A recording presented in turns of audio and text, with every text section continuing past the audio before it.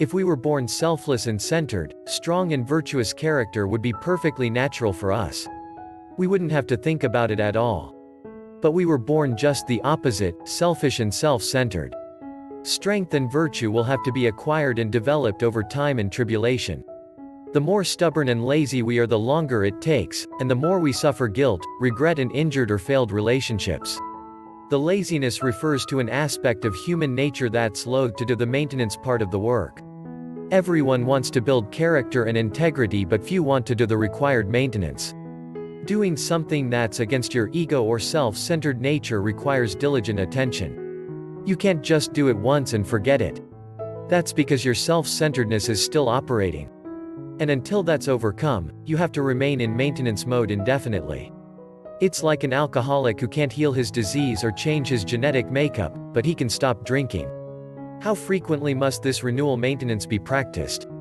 Every new year. We all know that doesn't work. How about every new month, perhaps to coincide with the full moon? No. The full moon has too mystical a connotation. You may be a little eccentric, but you're not loony.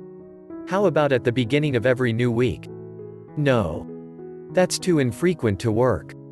But at least we have the new part right. How about starting your life anew every new day? Now that doable, and most effective. A new day is always so full of promise and anticipation. Wipe the slate clean daily.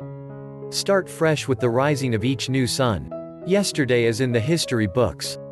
Recreate or reinvent yourself every day in the image of your ideal. Made a mistake? Said or did the wrong thing or in the wrong way or at the wrong time? No problem.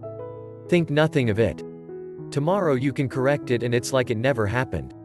That's the magic of living one day at a time. If the person you offended continues judgment against you beyond the day, that's his or her failing. Not yours. You move on to do the next right thing in the next present moment, while the offended person remains indefinitely stuck in his misery. All you have to do is be aware of the error in the present moment. Once you clearly recognize the flaw or shortcoming in what you think, say or do, it's much easier to not do it again. Mistakes are not the problem, but repeating them due to lack of detached awareness is the problem. Simply notice your denial when you are in denial. Notice your procrastination while procrastinating, your complacency, your fear, insecurity, resentment, anger, impatience, and so on, while you are in that mode. Asking is key to getting. The first thing you do each morning is get on your knees, literally or figuratively, and ask your higher self or higher power, which is located in the subconscious part of your mind, to remove that particular defect of character by name. And depending on your degree of sincerity, humility and gratitude, it will and must do so. It's amazing. Remember that a person of character and integrity doesn't do what he wants to do, he does what he has to do. And daily renewal is what you have to do.